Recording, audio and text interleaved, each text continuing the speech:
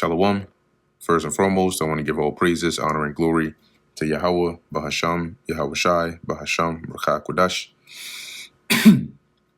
Double honors to the elders and the apostles of Great Millstone, and peace and blessings to the elect. And today we're going to go into the book of 2nd Maccabees, the 2nd chapter. It is also found in the records that Jeremy, which is Jeremiah, the prophet, commanded them that were carried away to take of the fire, as it hath been signified. So, during Jeremiah's time, this is referring to those that were sent captive to Babylon, right? And he commanded them to take some of the fire. So, if they would do any sacrifices or anything over there, they could use that. And how that the prophet, having given them the law, charged them not to forget the commandments of the Lord, and that they should not err in their minds when they see images, which is idols, of silver and gold with their ornaments. So going into Babylon, they should keep the laws of the Lord in their mind and in their heart, and not to go astray after seeing and being exposed to the idols over there in that land. And with other such speeches exhorted he them. I think that's in the book, the letter of Jeremiah, that the law should not depart from their hearts. It was also contained in the same writing that the prophet, being warned of God, commanded the tabernacle and the ark to go with him.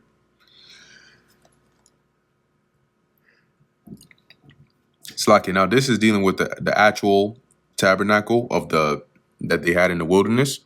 Because remember, King Solomon ended up building the actual temple, but they still had the tent, right? The materials of the actual tabernacle. And as it says here, the ark.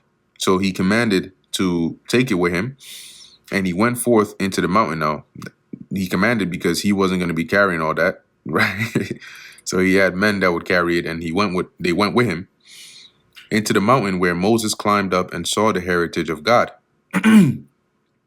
Remember in the book of Deuteronomy, the Lord, before Moses died, the Lord commanded him to go up to that mountain. I forgot the name of it, but to stand there and to see the land. Since he wouldn't be able to go into it, he would be able to see it. And when Jeremiah came thither, he found an hollow cave, wherein he laid the tabernacle and the ark and the altar of incense, and so stopped the door. So he rolled like a stone, a blocker, to seal that cave. And some of those that followed him came to mark the way, but they could not find it. So they try to basically leave like a trail so they can know where it is. But when they came, they couldn't find it. Which when Jeremiah perceived, he blamed them, saying, as for that place, it shall be unknown until the time that God gather his people all again together and receive them unto mercy. So until the Lord gathers his people and brings them back, nobody's going to know where that ark is. Then shall the Lord shew them these things, and the glory of the Lord shall appear, and the cloud also, as it was shewed under Moses, and as when Solomon desired that the place might be honorably sanctified. So, just like the Lord had his chariot or his cloud appear in the wilderness during the time of Moses, and when Solomon dedicated the temple, and Jeremiah is saying here, there will come a point where the Lord would basically show his appearance again via that form when he gathers his people together and brings them back. It was also declared that he, being wise, offered the sacrifice of dedication, dealing with King Solomon, and of the finishing of the temple. And as when Moses prayed unto the Lord, the fire came down from heaven and consumed the sacrifices, even so prayed Solomon also, and the fire came down from heaven and consumed the burnt offerings. And I believe there's an account of this in Leviticus 9, the last two verses that deals with how the fire of the Lord. Let me just see if I can just pull it up real quick. And there should be one in the book of Kings as well, concerning Solomon, the Lord kindling that fire during the time when Solomon dedicated that temple. So this should be Leviticus 9. All right, this is Leviticus chapter 9, verse 23. And Moses and Aaron went into the tabernacle of the congregation and came out and blessed the people. And the glory of the Lord Yahweh appeared unto all the people. And there came a fire out from before the Lord and consumed upon the altar the burnt offering and the fat, which when all the people saw, they shouted and fell on their faces. So there's the account there. And like I said, there should be one in the book of Kings of the time of Solomon, if you're interested or curious about it. It was also, verse 9, it was also declared that verse 11. And Moses said, because the sin offering was not to be eaten, it was consumed, right? And this is dealing with, there were certain sacrifices, right? When you go into the scriptures, if it was a sin offering, I think for the high priest or for the congregation, then it would be burnt, right? You wouldn't eat of the body of the animal of that sin offering. But if it was like just like a regular sin offering from somebody, an individual, that would be eaten by the priest. So the ones that were not to be eaten would be completely burnt. So Solomon kept those 8 days, which I believe was the Feast of Tabernacles.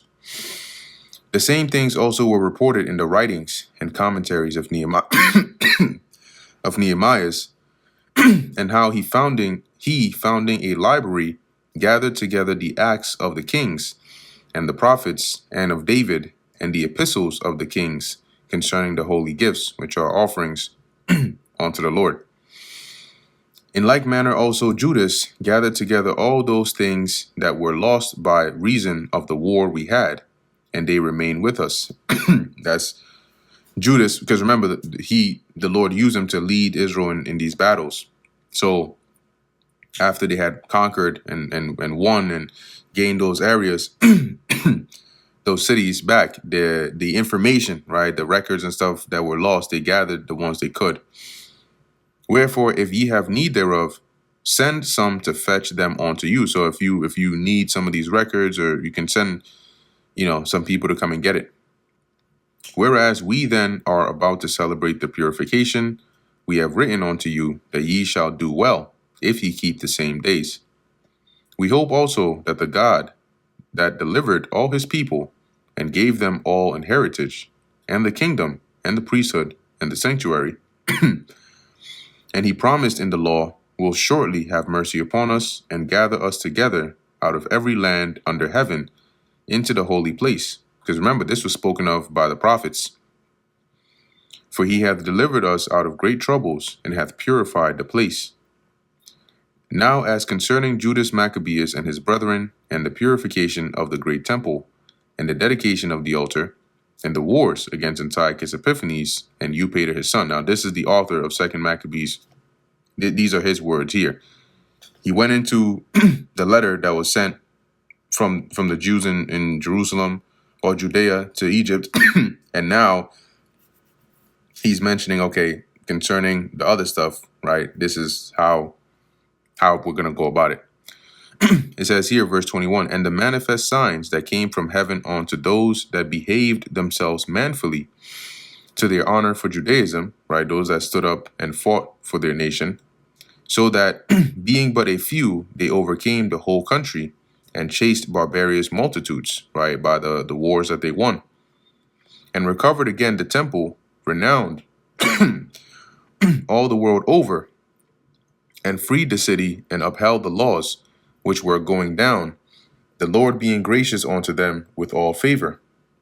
All these things I say, being declared by Jason of Cyrene in 5 books, we will essay to abridge in 1 volume. So the author of 2 Maccabees is letting you know, all these accounts were declared by Jason of Cyrene in 5 books. We're going to abridge that, compress it, right? Touch on the main points into 1 book. That's where you have 2 Maccabees. For considering the infinite number and the difficulty with which they find that desire to look into the narrations of the story, for the variety of the matter, we have been careful that they that will read may have delight. So they're saying it was, the difficulty and time and all that to go into the details of the matter, the things that happen, and narrate it correctly. In doing what they're doing, they've been very careful so that when you read it, it's easier for you and you can understand it, right? And it's more pleasing for you to read because they've done all the heavy lifting. And that they that are desirous to commit to memory might have ease. So that's why they abridged it. So it's not an overload of information. And that all into whose hands it comes might have profit. Therefore, to us that have taken upon us this painful labor of abridging, it was not easy, but a matter of sweat and watching. Because they had to go through this, they had to verify that, they had to, so as they're saying there, this was, not an easy thing to do. All right.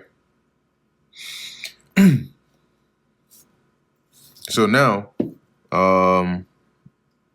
and like I said, abridged is like a shortened version, but I'm going to type it in here just to get some synonyms anyway. So abridged, when you abridge something, it says here, a piece of writing having been shortened. Pretty straightforward. Cut down, concise, condensed. Okay, so where we at? Verse 27. Even as it is no ease unto him that prepareth a banquet. So here they're likening the labor of going through those 5 volumes, cross-checking things, abridging it correctly. The labor of that is like one that prepares a banquet and seeketh the benefit of others. Yet for the pleasuring of many, we will undertake gladly this great pains, right? Because, you got to prepare this, you got to make sure this is here, this is good, so that those that come to the banquet or those that come to utilize what you've prepared, it's seamless for them.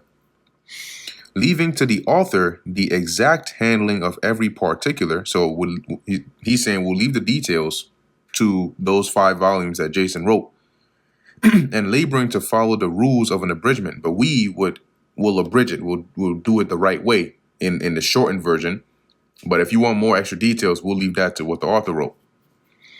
For as the master builder of a new house must care for the whole building, but he that undertaketh to set it out and paint it must seek out fit things for the adorning thereof. Even so, I think it is with us. So stand upon every point, to stand upon every point and go over things at large, and to be curious in particulars belongeth to the first author of the story. So to give you every single detail and go into depth of every event that happened and give you exact particulars, that belongs to the first author. We'll leave that to him. But to use brevity, to keep it brief, and avoid much laboring of the work, is to be granted to him that will make an abridgment. So somebody that's condensing or abridging this work, their job is to keep it brief and avoid all that extra work. Here then will we begin the story, only adding thus much to that which hath been said. That is, it is a foolish, so it's saying, okay, now we're going to actually, go into the account, the historical account, story. But we're just going to add one more thing to say, which is that it is a foolish thing to make a long prologue and to be short in the story itself. They're like, all right, let's get into it. We're going to get into it. It doesn't make sense to have a super long prologue and then the actual content is like super short. So with that, let's get into the actual history, basically is what they're saying. And that brings us to the end of the book of 2nd Maccabees, the 2nd chapter. Lord willing, that was edifying to the elect. In closing, I want to give all praises, honor, and glory to Yahweh, Bahasham, Yahweh Shai, Bahasham, Racha Kodash. And until next time, Shalom.